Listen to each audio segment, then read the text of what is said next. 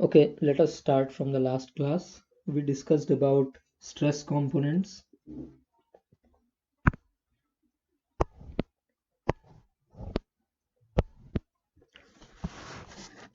If we have a two-dimensional element looking like this, we said that, let's say, these are the x and y axes in Cartesian coordinates. Then the stress components,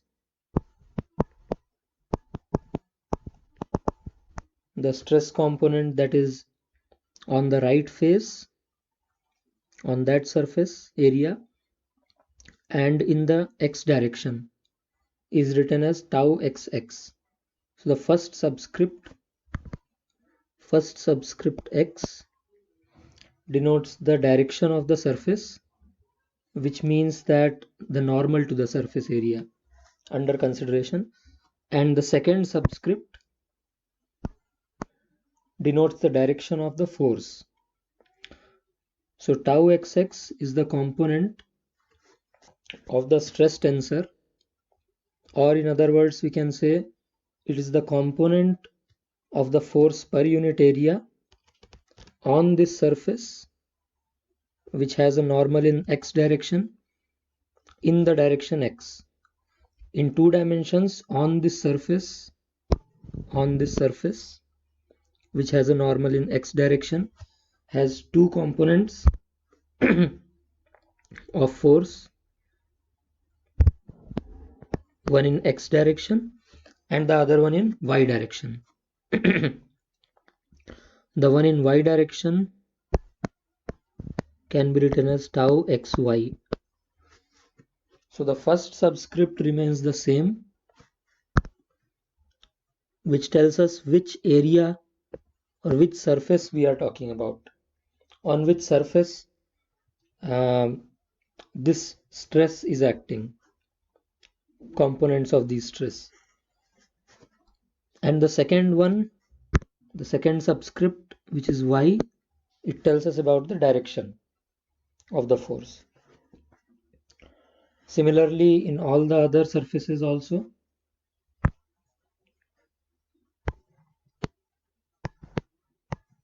we can write the stress components. Now we also talked about the stress components. I just showed it on the figure in the last class. The stress component here, which is the negative y direction, and the stress component on the negative x face.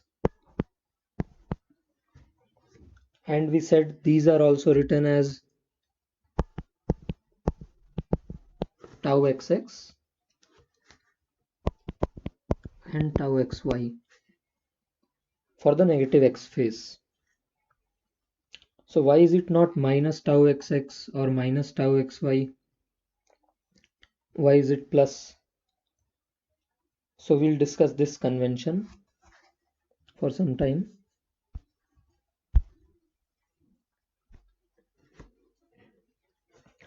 Okay, let's say we have a solid body and we cut it at some section, and let's say there are some forces acting on it.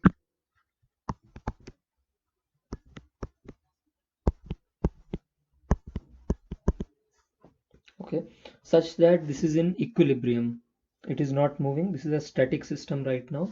Let us talk about this simple case where it is static. If we cut it on this red line, and let's say this is two-dimensional for now, you can consider the left section or the right section. There are two sections here, 1 and 2. You can consider any one of them.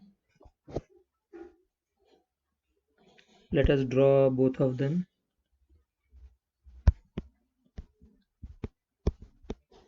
This is the left one.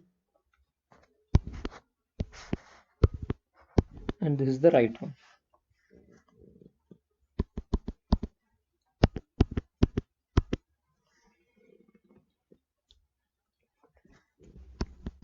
And let us draw the free body diagrams for both of them.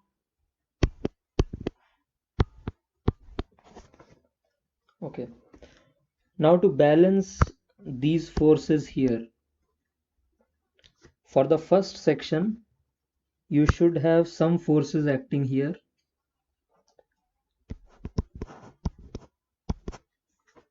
Okay.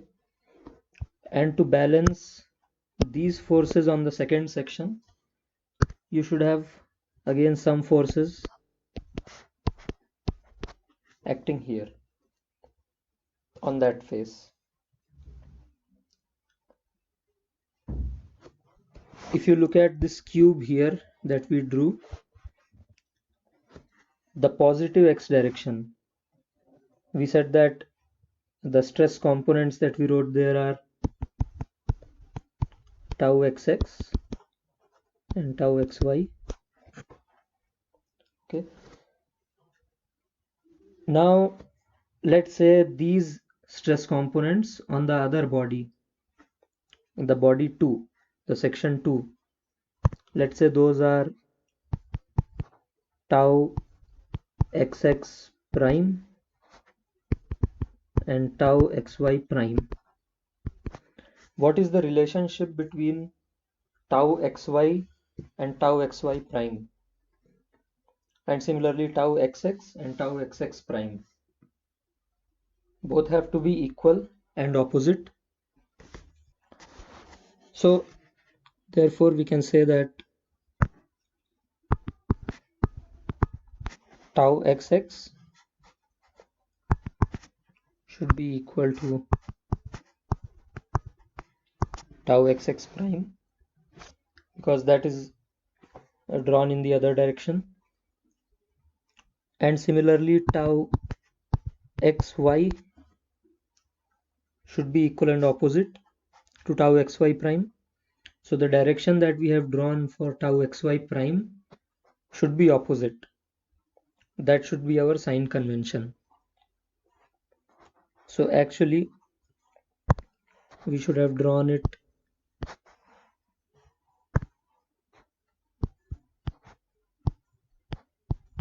like that.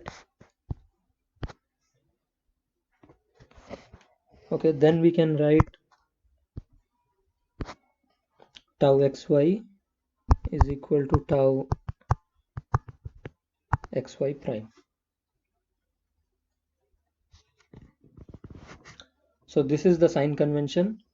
If you take the left section, if you cut a body and take a left section such that the outer normal, the outward normal on the surface points in the positive Cartesian directions, positive x, positive y, or positive z, then this is the convention. We will call these as our positive stress components, tau xx, tau xy, and so on. And if you consider the right section, so that the surface normal points in the negative directions, then the positive tau xx and tau xy will be in these directions, which are shown here. Okay, therefore that is the sign convention that we have followed here.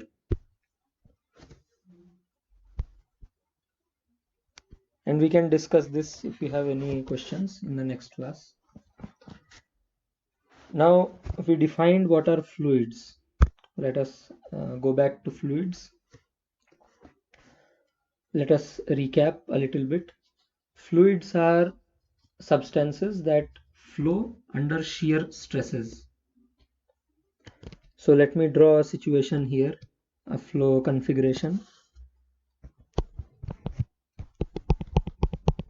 Let's say there is a plate, again in 2 dimensions. Let's say there is a plate and there is a top plate, and let's say the top plate is moving with some velocity u, and the bottom plate is stationary. And let's say there is some fluid filled in between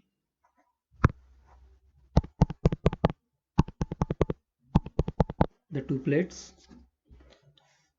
say air or water or any other fluid. Now here intuitively we know that there is some shear. We discussed what is shear. Shear forces are those forces which act tangential to a surface area. So here this is a surface, this is another surface, solid surface, and within the fluid you can draw any surface in any direction you want. Okay, so now let me ask you, on the bottom plate, what component of stress is acting? Or I can ask this for the fluid also. If you consider just the fluid inside, if I draw the free body diagram for the fluid contained between the two plates, then it will look something like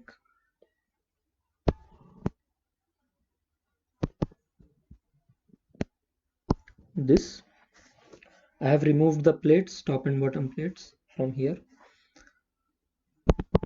So this is the free body diagram of the fluid. Now what is the stress component acting on the top surface here?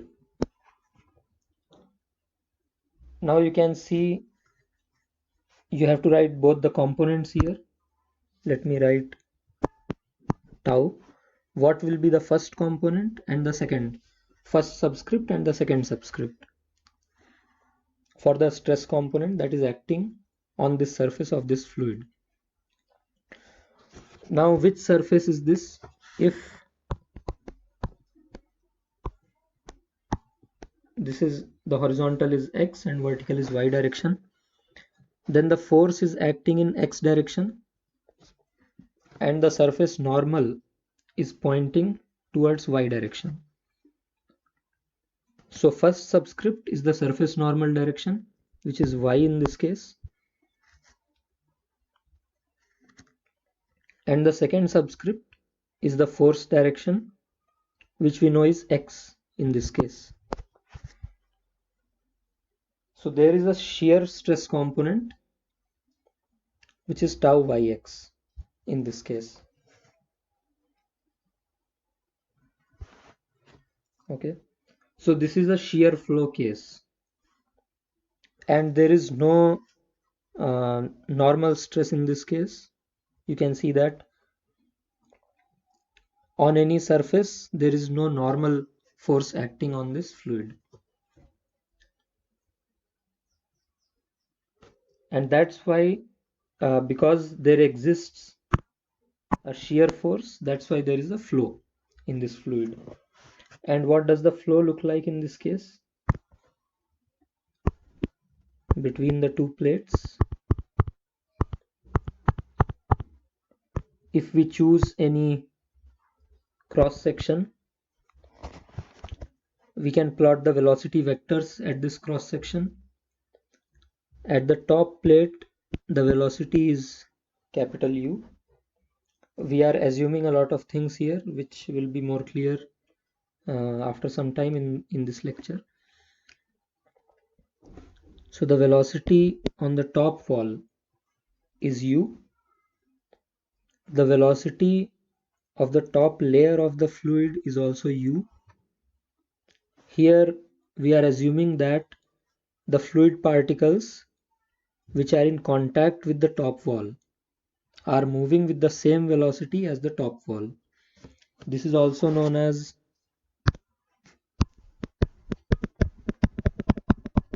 no slip condition. This says that the fluid particles don't slip on the surface they are in contact with. Okay, so we are saying that the fluid particles are not slipping on the top wall, therefore they are moving with the same velocity as the top wall. Therefore the velocity at the top layer is capital U, and the velocity at the bottom layer is 0. And in between there is a linear profile, that is the velocity varies linearly. We will derive this solution as a solution to the Navier-Stokes equations later on in this course, but for now you can take it for granted that this is the flow. Okay.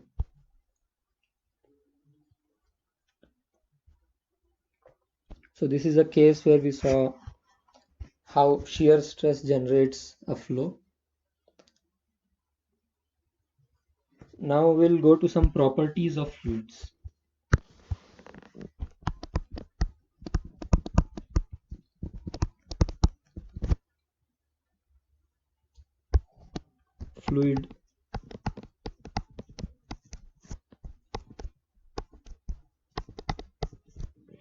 Fluid properties. So the first one is the simplest one, density. This is also represented by the symbol rho, the Greek symbol rho. You know what density is? It is mass per unit volume of a fluid. We will use this density a lot in fluid mechanics.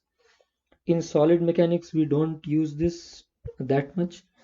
In point particle dynamics, we don't use it at all. For the reason that if there is a point particle,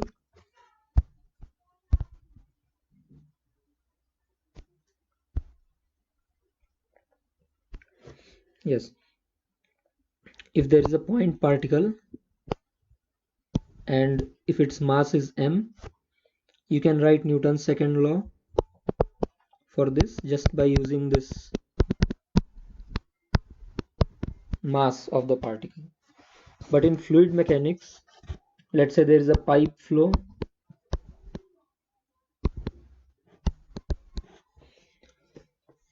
you don't have a fixed mass of fluid that is moving in the pipe. You have a continuous flow of liquid or gas, any fluid. Therefore, mass per unit volume, this property which is a constant, that is very important. So what we do in fluid mechanics is we divide this equation, Newton's second law, by volume on both the sides, and then the left hand side becomes force per unit volume, and the right hand side becomes density times acceleration. Okay, and this is what will get converted to Navier-Stokes equation. Okay, and this is a useful equation for fluid mechanics. Now, density units you already know. Kg per meter cube is the SI unit for density. In SI units you write like this. For air at room temperature and atmospheric pressure, the density is about 1.2 kg per meter cube. For water, at 4 degrees Celsius it is 1000 kg per meter cube, but at room temperature it is slightly less, 997 or something like that. So I'll write about 1000 kg per meter cube, and this is at standard temperature pressure. This is at 4 degrees Celsius, and atmospheric pressure you can say. Second property that we will discuss is specific volume.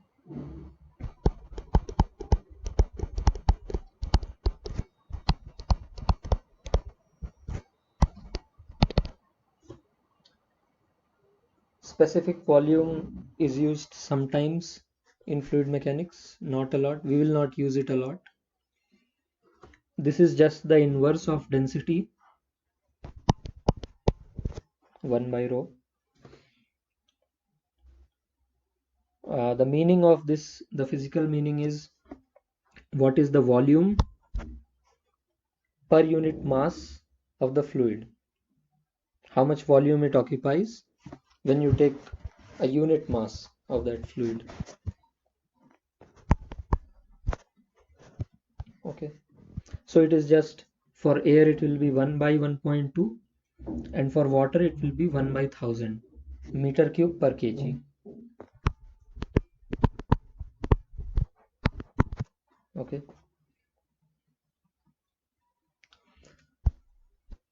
now we'll discuss the third property, which is specific gravity.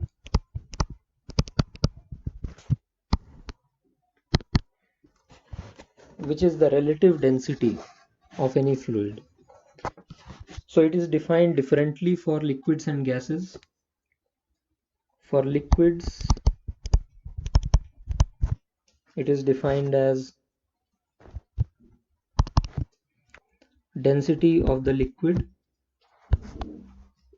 for which you are calculating the specific gravity divided by density of water at 4 degrees Celsius, or you can say divide by 1000. So for example, for mercury, this value is 13.7 or 6. I can write 13.6. This is non-dimensional because both are densities in numerator as well as denominator. So this is a dimensionless number. It doesn't have any units. For gases, it is defined as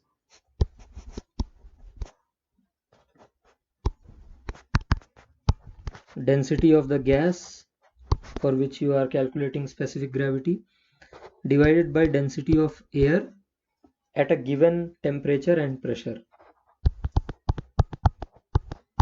So this temperature and pressure has to be defined when defining the specific gravity for gases. This is not standard. Okay. Now we'll move on to viscosity, which is a very important property.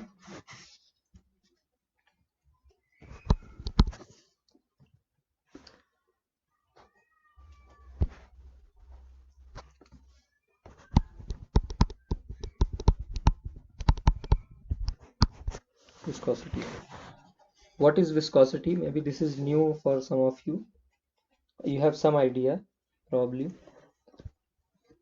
Viscosity is a measure of resistance offered to relative motion within the fluid. What do I mean by this?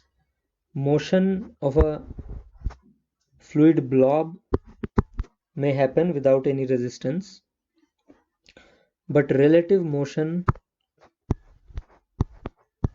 within the fluid, if there is relative motion inside the fluid, then we see the effect of viscosity. If the viscosity is low, the fluid will allow relative motions within itself to happen more easily, and if the viscosity is high, let me give some example. For example, if you take honey or tar, which is used on roads, those fluids are very viscous. So if you try to move, you try to shear, let's say, to try to create some relative motion within itself, you try to shear it between your hands, let's say, then it will be more difficult. You have to apply more force for the same amount of deformation as compared to when you shear air, let's say, or water. In common language, when the viscosity is high, we call it thick thick liquid or thick fluid. So we say some oil is very thick when the viscosity is high, and we say the oil is very thin when the viscosity is low. Okay.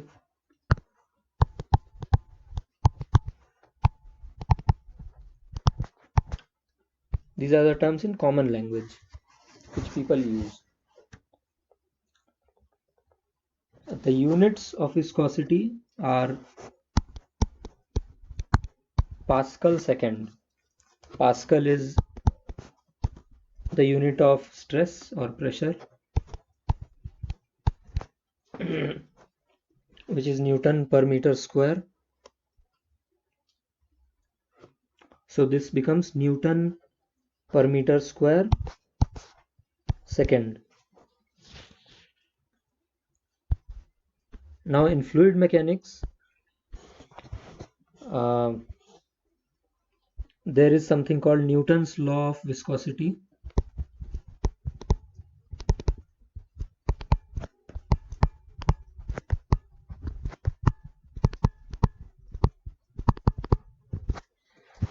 If we consider the problem that we saw earlier, if you have two plates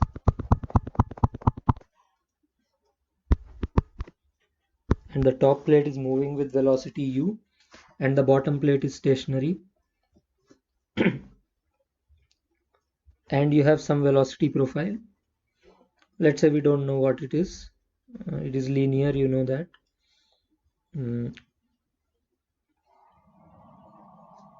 Let's say the velocity is a function of y direction, that we have already seen that it is indeed a function of y. It is a linear function. The Newton's law of viscosity says that stress at any point within the fluid, which in this case is tau yx, is proportional to du by dy. So gradient of velocity in the y direction. This is Newton's law of viscosity. In general, the left hand side is a tensor, stress tensor, and the right hand side involves some gradients of velocity in all the directions. Okay, so if I have to write in general terms, let's say stress tensor is denoted by this symbol. Normally we denote vectors, for example force vector, by F, like this, an arrow or a bar. We will denote tensors by double bar on the top. So stress tensor is proportional to gradient of velocity. This u is velocity vector, not velocity in x direction, but here what we wrote, that was velocity in the x direction. So gradient of u plus gradient of u transpose. Here this is gradient of u, not del dot u. So this is a tensor. This is not a scalar or a vector, this entire term. So this is the transpose of that vector. We will talk about these things later on. So you just have to focus on this thing, the formula there. Tau yx is proportional to du by dy for this case. This is a more general form of the same law, Newton's law of viscosity, which if you don't follow right now, that's okay. So the fluids which follow this law are known as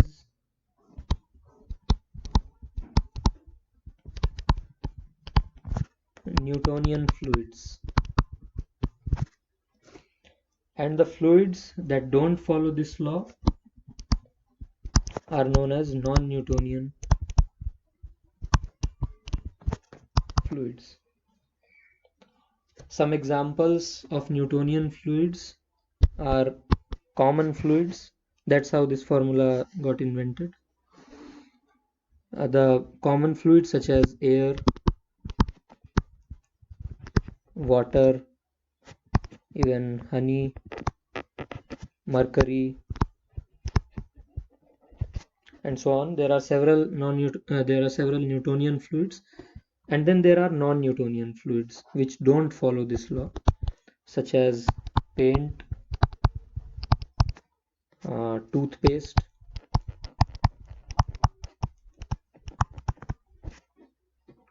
uh, you can have a toothpaste which is Newtonian, but the common toothpastes are non-Newtonian that we use. And then even the blood is non-Newtonian in nature. So what is the different behavior that distinguishes Newtonian and non-Newtonian physically? That we'll see later on.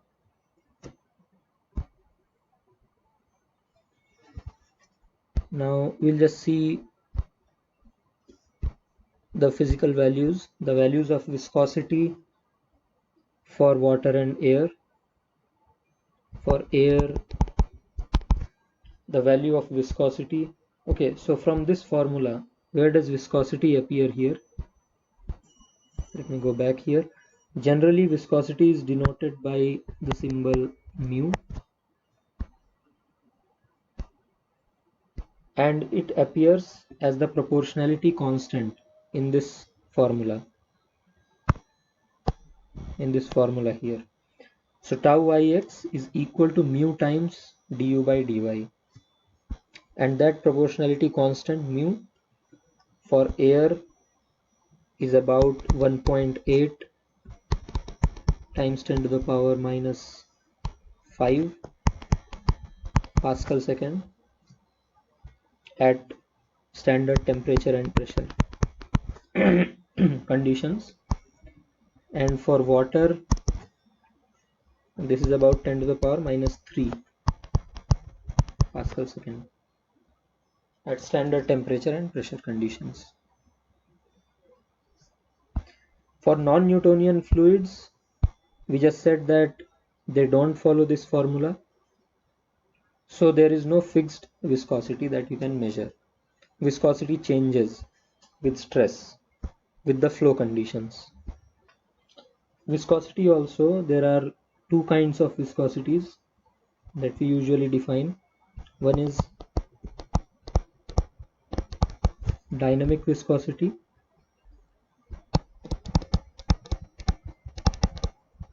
and the other is kinematic viscosity. So the viscosity that we just talked about is dynamic viscosity mu, and kinematic viscosity, which is generally denoted by the symbol nu, is nothing but this viscosity mu divided by density rho. This is also useful in some cases to describe the behavior as a function of kinematic viscosity. So there it is used. And the dimensions of kinematic viscosity are meters square per second, whereas this dynamic viscosity units are Pascal second. Okay. So this is all about viscosity for now.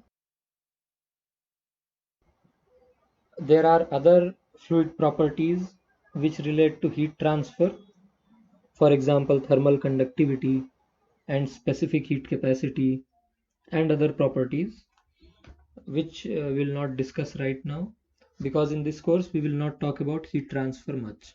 We'll just talk about these physical properties like density, viscosity, specific volume, specific gravity, and so on, which just relate to the mechanics part.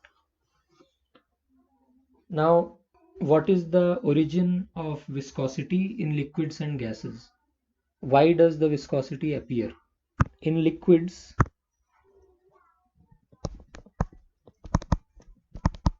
origin of viscosity. Now let us zoom into the fluid. Now we are not assuming it to be a continuum. We are talking about the reality. Continuum is just a hypothesis. Let's say there are some molecules of a liquid floating around.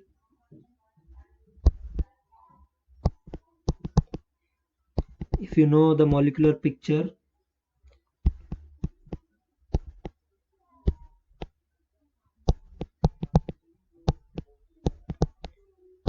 the molecules have random velocities in all the directions.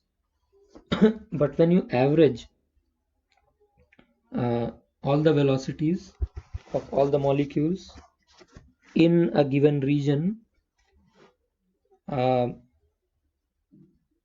it averages out to give you the fluid velocity at that point. The velocity u at a point in a fluid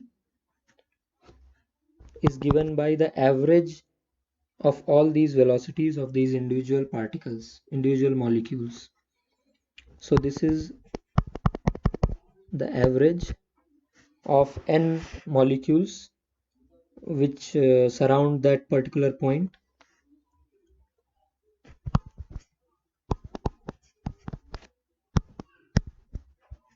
Ui by n. Okay, so if you take a stationary glass of water where apparently you don't see any motion,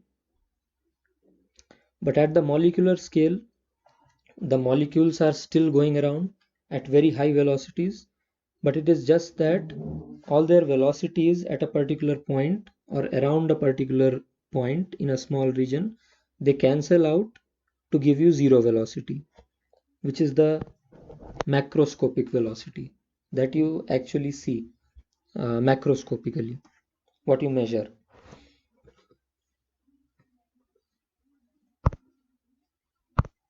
Okay, so now the molecules are moving around in the liquid. Let's say there are two layers in this fluid. The molecules in the top layer, they have an average velocity which is higher than the molecules in the lower layer. So these are the molecules in the top layer, and these molecules have lower velocities, lower average velocity.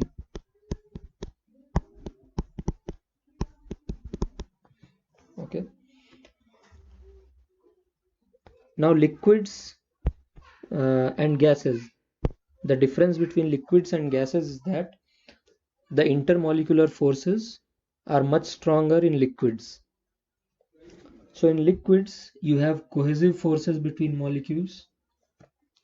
So in this case what happens is the top molecules, the top layer molecules, which are moving with higher average velocities in the forward direction,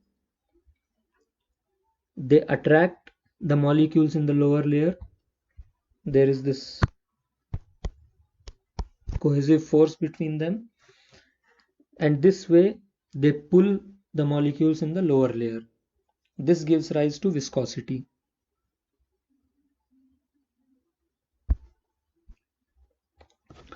So the reason behind viscosity in liquids is cohesive forces or intermolecular forces, attractive forces. So we are talking about liquids in this case. Let me write it here. Now in gases there is a different mechanism for viscosity.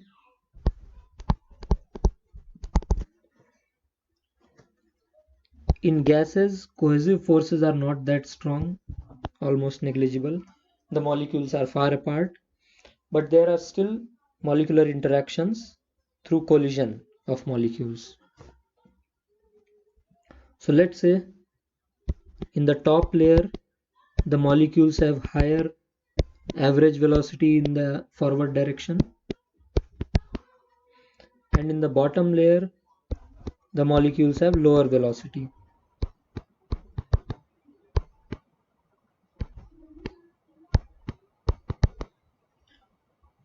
But still these two layers interact. The molecules from the lower layer collide with the molecules in the top layer, and through this collision the molecules in the lower layer gain additional momentum in the forward direction. So if you go back to the elastic collision theory,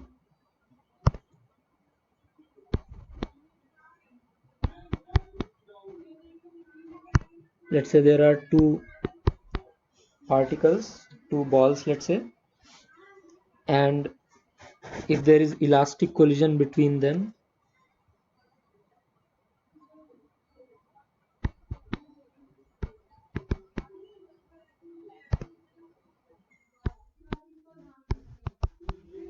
what will be the velocity after collision? You can find that out from the theory, and you will get the result that this red ball gains a higher momentum than the black ball. The black ball slows down. If the black ball had a higher velocity before collision, then the black ball will slow down and the red ball will gain some velocity after collision. So the velocity of the red ball goes up and the velocity of the black ball goes down after collision. So the same thing happens here for molecular collisions, and this way the velocity of the bottom layer increases and the top layer decreases. We are not saying that the velocity of the top layer will go less than the bottom layer. It is still more than the bottom layer if the top layer has more velocity. But in this layer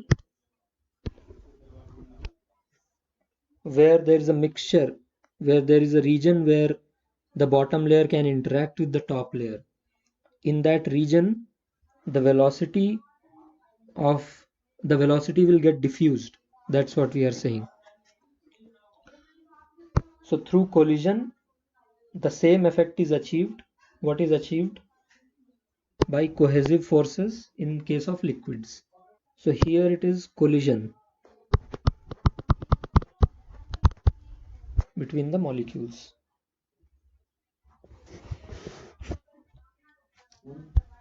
Now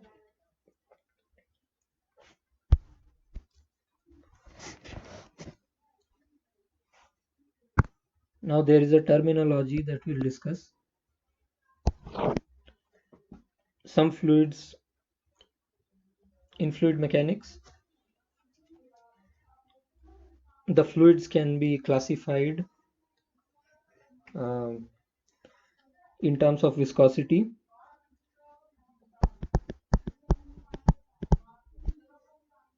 Ideal fluids and real fluids. Ideal fluids are those which have zero viscosity. In reality, fluids have viscosity.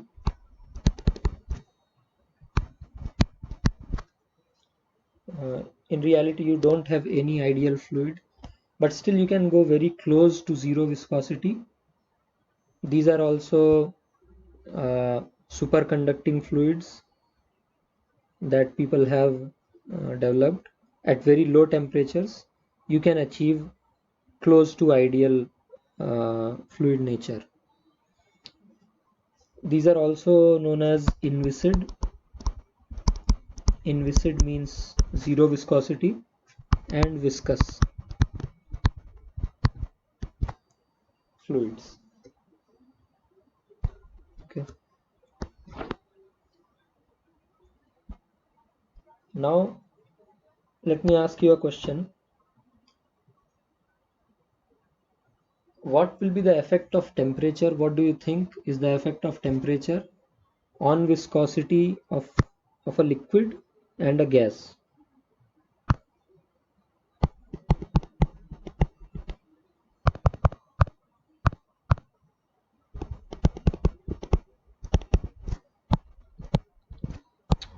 What happens to viscosity if you increase temperature in both these cases? If you increase temperature in case of liquid, the viscosity will go down. If you have some experience with oils or even with honey, if you heat honey or some oils, you will see that the viscosity decreases. It thins down. The consistency is more like water for honey if you heat it. Why does that happen? Because the intermolecular forces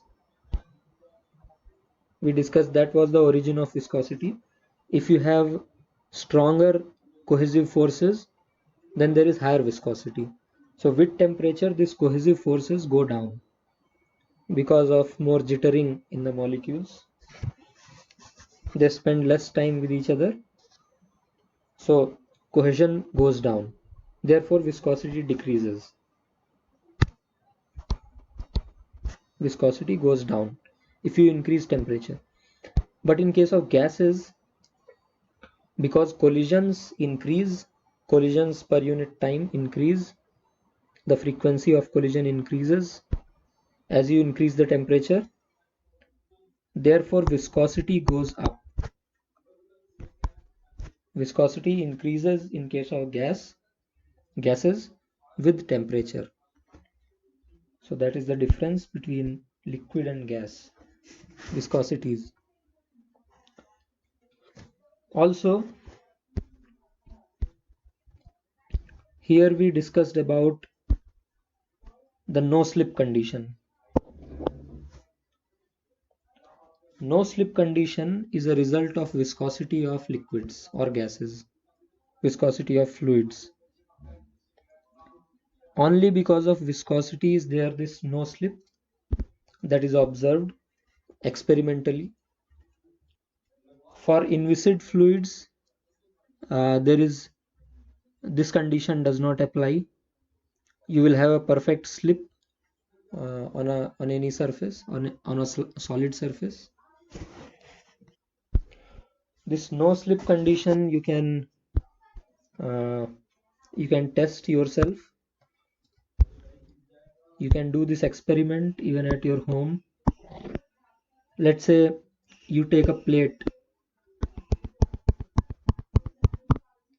Okay, it can be uh, a dish on which you eat food. Okay, just pour some water on it. Let's say there is a film of water on it, and you tilt it 90 degrees so that the water starts flowing because of gravity.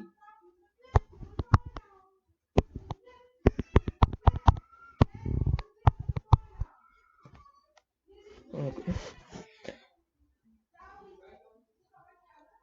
Now, when the film is thick, the water will flow quickly, but as the film thins down, the velocity of water will reduce because you are going more and more closer to the plate. As the film thins down, you go closer to the plate, the water goes closer, and it attains the velocity of the plate itself. So the velocity decreases as the layers of the fluid go near the plate. So the velocity of this layer,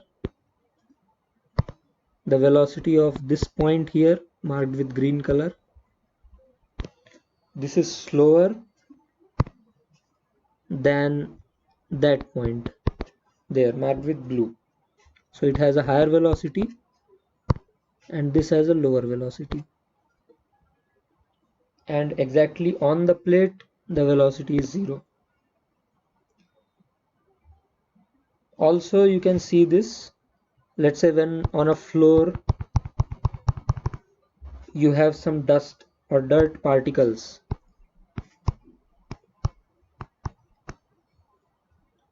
Okay, and if you want to clean that, if the particle size is bigger and you throw some water